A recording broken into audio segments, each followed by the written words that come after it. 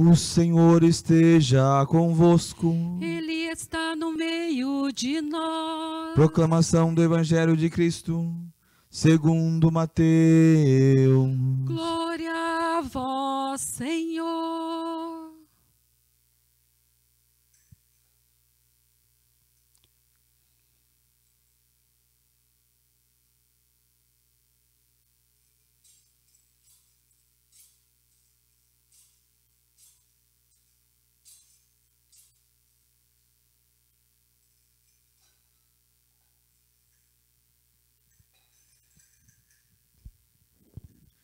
Naquele tempo, Jesus foi à região de Cesaré de Filipe, e aí perguntou aos seus discípulos: que dizem os homens ser o Filho do Homem?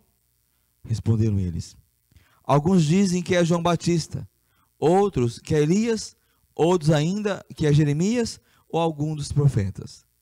Então Jesus lhes perguntou: e vós, quem dizeis que eu sou? Simão Pedro respondeu: tu és o Messias, o Filho do Deus vivo. E Jesus então lhe disse: feliz és tu, Simão, filho de Jonas, porque não foi ser humano algum que te revelou isso, mas o meu Pai que está nos céus.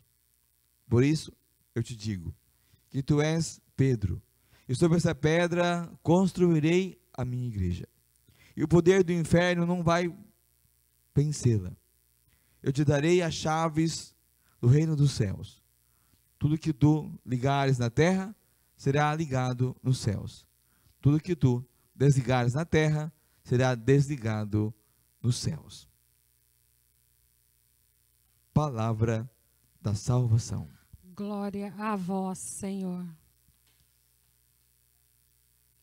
Hoje, a Igreja Latina celebra essa grande festa, uma festa importante, significativa, para a história da nossa igreja.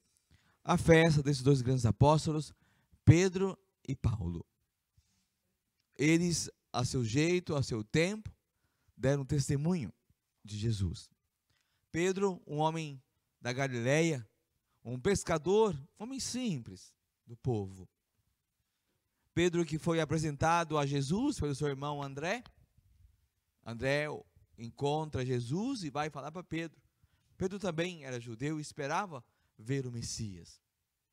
E Pedro vai, curioso daquele jeitão de Pedro, da personalidade forte de Pedro, ele vai lá ver.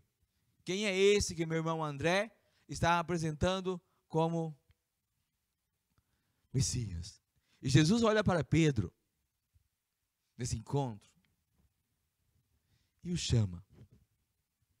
Jesus olha para Pedro, e Pedro se encanta com Jesus. E Pedro fica. Pedro vai conhecendo Jesus no caminho. Vai ouvindo as pregações de Jesus, seus ensinamentos, e vai se encantando com Jesus. E vai se apaixonando por Jesus. E vai compreendendo quem é esse homem de Nazaré. É o Messias esperado? Sim. Mas é o Messias esperado, Filho amado de Deus. O Verbo, o Salvador e Libertador, que não apenas liberta da opressão do inimigo, do colonizador, do romano, por exemplo, no tempo de Pedro, mas sobretudo o liberta do mal, liberta do pecado e da morte eterna. Pedro que caminha, Pedro que cresce, Pedro que amadurece, Pedro que é eleito, Pedro que é escolhido por Jesus. Feliz és tu, Simão Pedro, filho de Jonas, porque não foi ninguém que te revelou todas essas coisas, mas é a inspiração de Deus, do Espírito do meu Pai, que está em ti, que te mostra todas essas coisas.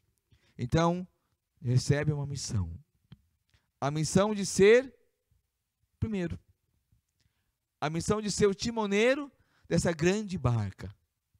Jesus dá a Pedro a autoridade da fé. Jesus dá a Pedro toda a autoridade da igreja. E Jesus não retira de Pedro essa autoridade. Mesmo após a negação de Pedro, mesmo após a fragilidade de Pedro, mesmo após a covardia de Pedro. Jesus não tira. Ao contrário, confirma. Confirma. Porque Jesus já havia escolhido Pedro e não passou autoridade para outra pessoa. Por isso, irmãos e irmãs, que também no dia de hoje nós celebramos o dia do Papa. O dia do Papa é o dia de São Pedro. O primeiro Papa, Pedro, autoridade da igreja, o Papa Francisco. E a função do Papa é confirmar a igreja na fé, na mesma fé, mundo afora. E a função do Papa também é a comunhão, a unidade. A mesma fé, a fé de Jesus, o depósito filho, o Papa é o guardião do depósito da fé. Do depósito da fé anunciado pelos apóstolos, pregado pelos apóstolos. Ele guarda, sem desviar nem para a direita, nem para a esquerda, nem para cima, nem para baixo. É a fé. É lógico que para fazer essa defesa da fé, guardar essa fé, promover essa fé, na sua beleza, na sua pureza, sem viciá-la com nada deste mundo, a igreja sangrou, sofreu e sofre ainda hoje. Olha, é só a gente perceber as críticas que são feitas ao Papa Francisco. O mundo quer que a igreja católica se abra de qualquer jeito. O mundo não quer conversão. A palavra. É estranho isso, né? A igreja que vai adaptar a fé, a igreja que vai se adaptar ao mundo? Ou as pessoas é que devem se converter e entrar na igreja, e entrar na fé? Porque às vezes a gente tem essa tentação, né? Não, é muito difícil, então, porque é muito difícil, então a gente faz o quê? Diminui a meta. Não, a gente vai perseguir a meta, perseguir a perfeição, perseguir a santidade, perseguir o céu. Por isso que a igreja católica não fará nunca concessão das verdades mais profundas. O mundo vai ficar de ponta cabeça, mas sempre terá aqueles que crerão na palavra de Deus. Pode acabar esse mundo, virar no Satanás, mas a igreja católica vai. Pode outras igrejas fazer uma bagunça na liturgia, uma doutrina, na teologia, na moral e na ética. Mas a igreja católica não vai bagunçar. Ela vai ficar firme. E porque fica firme, muitas vezes, há muitos irmãos que vão embora. É muito pesado. Jesus perguntou para os 12 também. Vocês querem ir embora? Querem ir embora? E aí Pedro de novo. Senhor, para onde nós vamos? A palavra eterna, a palavra de vida eterna está com o Senhor. Fiquemos, irmãos e irmãs, fiquemos. Você que professa a fé em Jesus.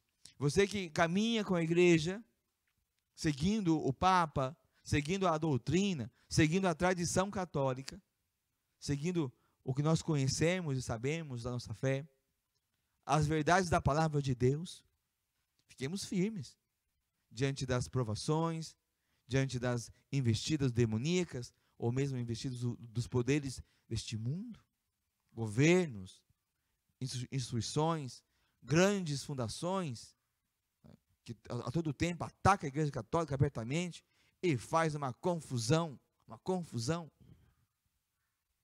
Por exemplo, uma dos embates da nossa fé desse tempo, e a gente está firme lá, e a gente vai seguindo o tema do aborto, o tema das questões de gênero, são temas candentes, pega fogo. E a igreja vai fiel na palavra do Senhor. Vai fiel. Ama todos os seus contestadores. Ama todos aqueles que criticam, que negam a igreja católica.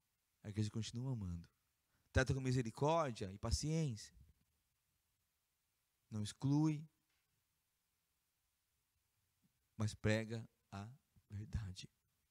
Não cede à verdade. Pedro e Paulo fazem essa experiência. São Paulo já é um homem, um doutor. Bem diferente de Pedro, mais polido, mais educado, cidadão romano, judeu do melhor, da melhor estipe, da escola de Gamaliel, um bem formado, missionário, pregador entre os pagãos, mas também foi encontrado por Jesus, foi encontrado por ele, foi também eleito, escolhido, preparado e enviado. Paulo também se apaixona por Jesus.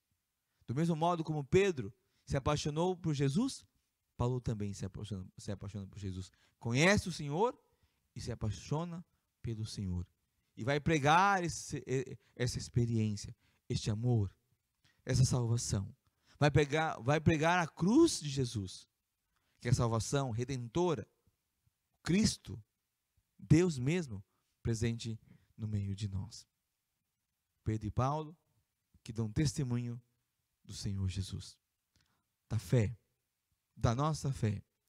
E se aqui estamos, irmãos e irmãs, nessa noite, em pleno ano 2020, em pé, é por conta desses apóstolos que guardaram essa fé, pregaram essa fé, transmitiram essa fé, viveram esta mesma fé. Por isso, nessa noite, também a nossa oração, pedindo a intercessão de Pedro e Paulo, para que não tenhamos medo de vivermos a nossa fé. Esta fé que nós temos, que às vezes a gente não compreende muitas coisas, mas que o Espírito Santo venha ao nosso auxílio e socorro. Que a gente não ceda, não ceda. Ao contrário, procuremos conhecer mais, aprofundar mais, estudar mais, rezar mais, pedir a iluminação, pedir a luz, pedir discernimento do Espírito Santo, para que também nesses tempos difíceis vivamos da nossa fé.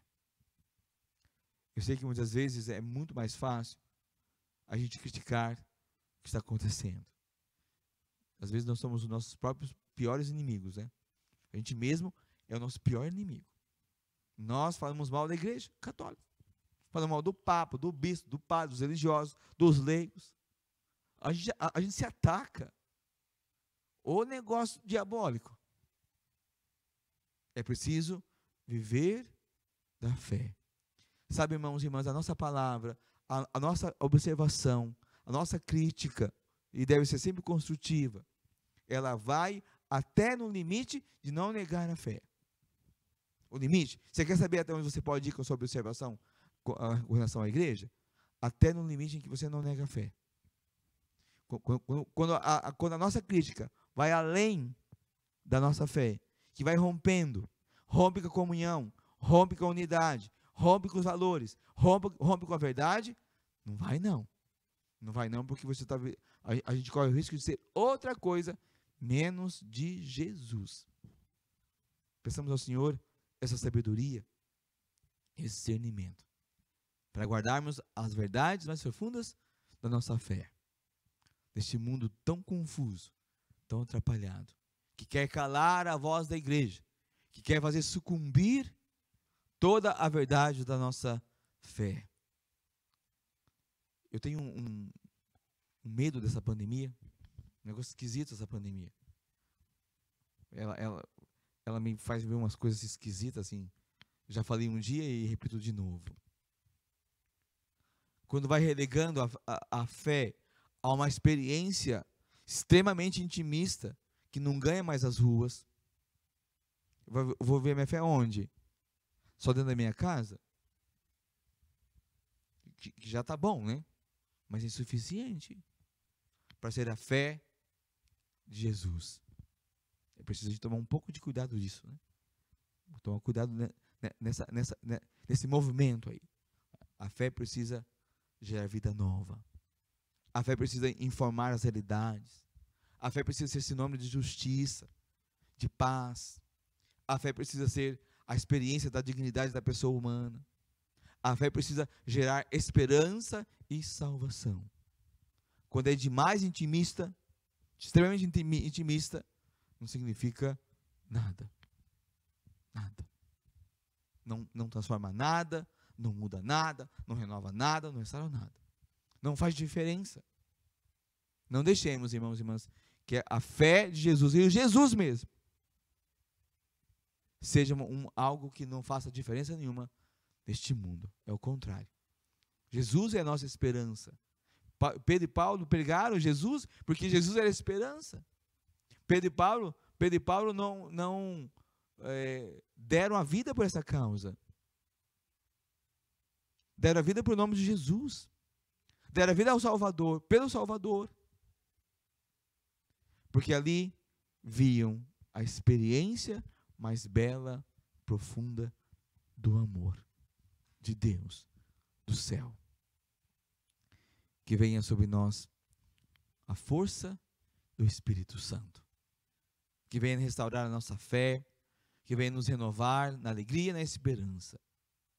Que venha nos centrar de novo nas verdades mais profundas que aprendemos desde criança. Desde criança. O amor de Deus, a salvação de Deus, valores de família, de igreja, solidariedade, fraternidade. Que o Espírito Santo renove isso dentro de nós, nos renove.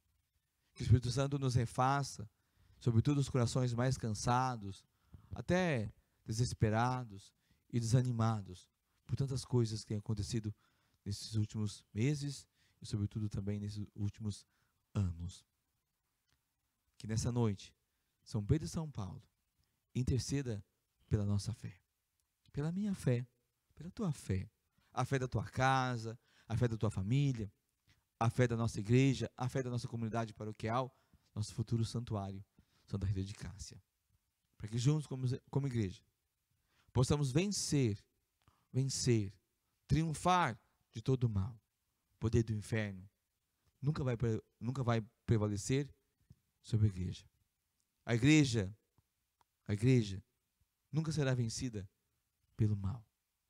Pode levar a bordoada para cá, pode ser criticada, pode sofrer o vento que for, mas no final, em nome da fé, porque estamos com o Senhor e o Senhor está conosco, seremos mais que vencedores.